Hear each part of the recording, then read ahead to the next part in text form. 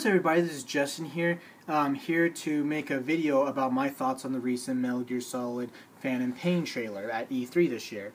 So yes, first on the issue about Hideo Kojima supposedly retiring. Will he retire? He's always been saying that, but he said this is for real this time.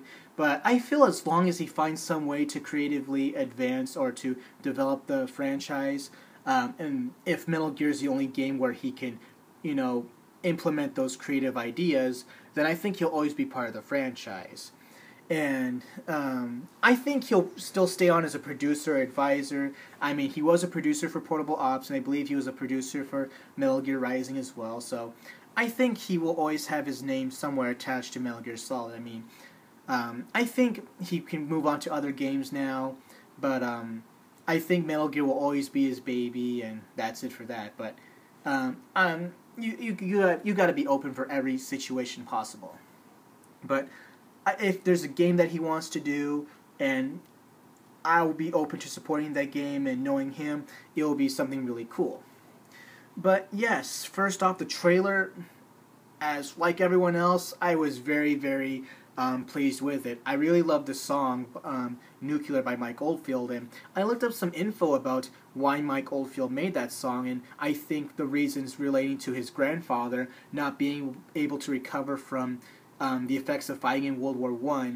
You kind of see that Naked Snake or Venom Snake or Big Boss, he's someone who just hasn't really recovered from war, especially when this was already indicated in the first two original MSX Metal Gear games, where he believes that soldiers will always have to fight.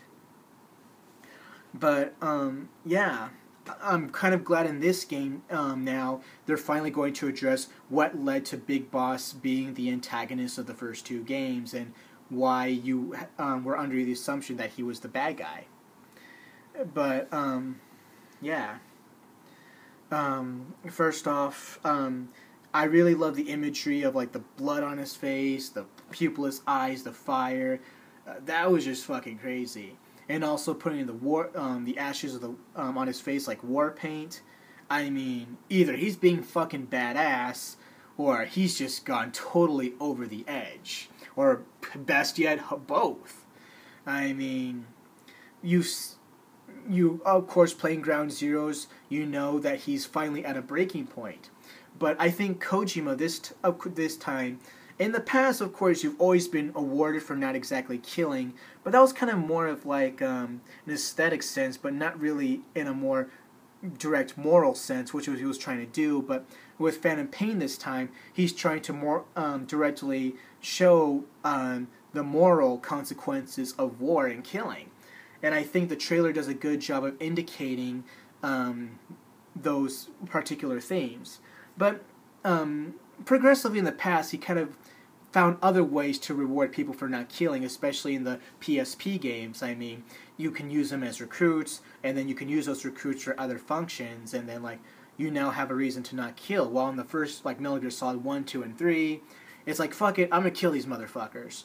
And then you play the PSP games, it's like, wow, I really need these people. Okay, if I need to get better weapons, I need these tech people. If I need better information, I need people with spies. If I need better food and medical supplies, then I gotta get a medic team and like a mess hall team. You gotta get everything, and I'm really glad that they're bringing back this feature in the Phantom Pain as well. But one thing I really would love to see that would be improved. I understand they're bringing back the cardboard box. You can hide in the trash cans. And I understand you can knock on walls again. But the one thing I really, really want to see improved... wait, before I get into that, of course they're also bringing back the airstrikes, the full return recovery system, and the supply marks. And relating to that, the one thing I really want to see improved is definitely the iDroid system. I'm not saying it's bad. I really love it. It's really been useful. But I just really think the Mother Base game is kind of boring for me. But I'm hoping that they update the Mother Base system where it relates to your Mother Base inside the actual game itself. And also, I want to see if you could use the iDroid to say like, okay, bomb this place, supply me here, or whatever. I think that'd be really awesome. And then I think that should be a really cool thing. Like, okay, I need to bomb this motherfucker right here. Take that. And it was like, okay, we gotta bomb this country, yo. And then there should be the ultimate red button.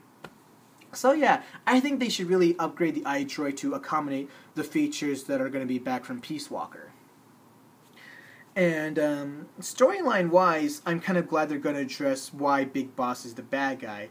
I mean, in the first game, you see that why he's kind of something of an anarchist.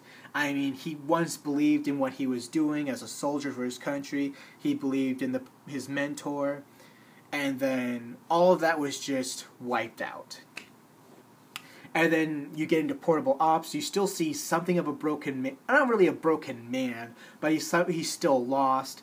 He still wonders why the boss betrayed him. He wonders why he's still fighting. But then he's kind of given a mission, and then he recruits Jonathan, realizing, sometimes you just don't really bring in your morals to the battle. It's about, fighting and saving people's lives, but you still have to fight for whatever it is you believe in. But, and then with, Peace Walker, he finally embraces that he's Big Boss. And that he in some ways, he can finally let go of the boss's death.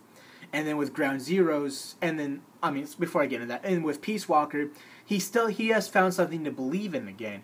I mean, he kind of has his men. He shows that he really values the people around him. And then Peace Walker, and then Ground Zeroes happens, the Mother Base attack happens, and then with Ground Zeroes, for the second time in 20 years, he's a completely broken man, and then, he's lost everything he's believed in.